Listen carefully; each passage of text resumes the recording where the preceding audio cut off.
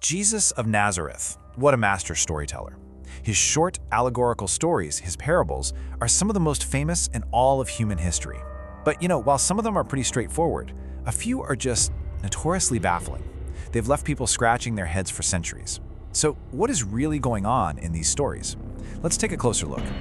Because when you just read the plain text of some of his most famous parables, you bump up against some really serious ethical problems. I mean, we're talking about stories that seem to praise a dishonest employee and, get this, advocate for a totally unfair wage system. It really makes you ask, what on earth was he trying to say? And this isn't just us, looking back with our modern ideas. Nope, for almost 2,000 years, these parables have been these huge theological and literary puzzles. Scholars, saints, skeptics, they've all had a go at them, trying to figure out if there's some kind of hidden key to understanding what's going on. All right, so let's dive into our first mystery, what I'm calling the case of the crook. It's better known as the parable of the unjust steward, and you can find it in the Gospel of Luke. And trust me, this one is a real head-scratcher. Okay, so here's the quick version. There's this rich man whose manager or steward is accused of mismanagement, wasting his goods. And the rich man, he doesn't mess around, he just fires him on the spot. So the steward is facing unemployment, and he has this brilliant, if not slightly illegal idea. He calls in everyone who owes his master money, and then he does something absolutely audacious. He slashes their debts, sometimes by half. His goal? Simple. Make some powerful friends who will owe him a favor when he's out on the street. And here is the line that's caused all the trouble. After the master finds out about this blatant, last-minute fraud, he doesn't get angry. Instead, the story says he commended the steward for acting shrewdly. He praised him. This is the part that just doesn't seem to make any sense. Why would Jesus tell a story where a criminal's cleverness is apparently the thing to admire? Well, the answer, it turns out, is not in our modern ideas of business ethics. To get the story, we have to unlock its ancient cultural code. We have to try and see it through the eyes of the people who first heard it. So let's start with that key word, shrewd. To us, it sounds negative, right?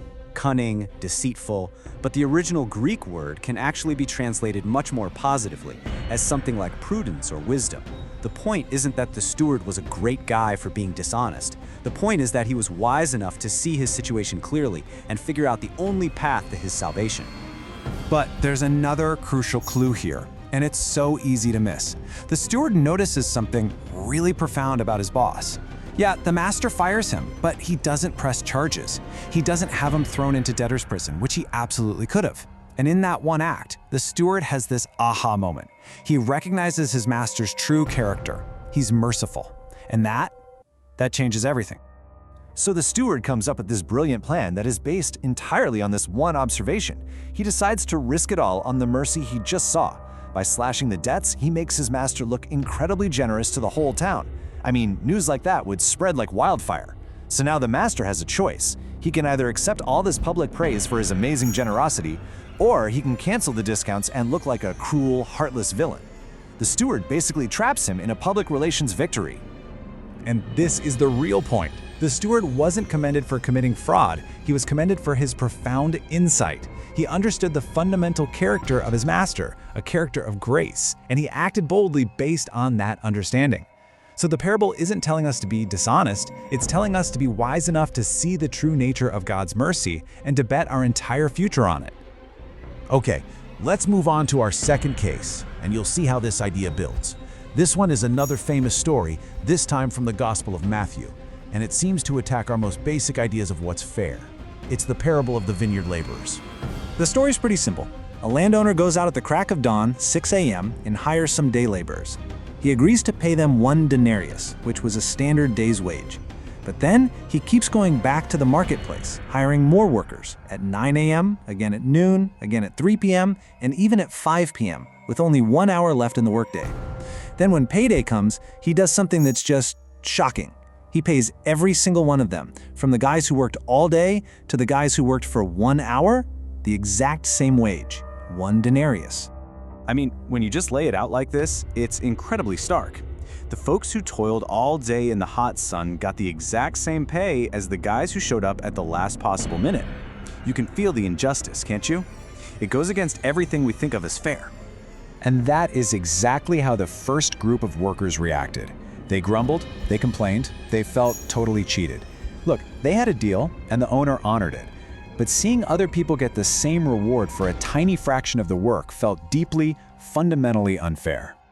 But just like with our shrewd steward, what seems strange to us might not be what seems strange to the original audience. When you look at this through a social scientific lens, at first-century farming practices, you realize the landowner wasn't just unfair, his behavior was completely bizarre from the very beginning. Let me break down just how weird this owner's behavior was. First, a wealthy landowner would almost never go to the market himself to hire people. He'd send his manager. Second, he makes this vague promise to the later groups, just saying he'd pay whatever is right. Third, hiring people at 5 p.m. is economically pointless. What can they possibly get done in 1 hour? And finally, paying the last guys who were hired first, that's pure theater. It was designed to make sure everybody saw exactly what was happening. So what all this is screaming at us is that this story is not a lesson in business management. The landowner is breaking every single normal, economic, and social rule of his day. His goal clearly isn't to maximize profit or be an efficient boss. He's up to something else entirely. Scholars call him an unexpected patron. Now, in that culture, a patron was a wealthy benefactor who looked after his clients. This landowner is acting not like a boss, but like a radical benefactor. His goal wasn't to get an hour of work out of someone. His goal was to give a full day's wage to a man who needed it to feed his family, no matter how many hours he actually worked. He's operating out of compassion, not commerce. So, when we put these two baffling stories together, the commended crook and the unfair boss, a really powerful, counterintuitive theme starts to come into focus. They're revealing a completely different kind of economy.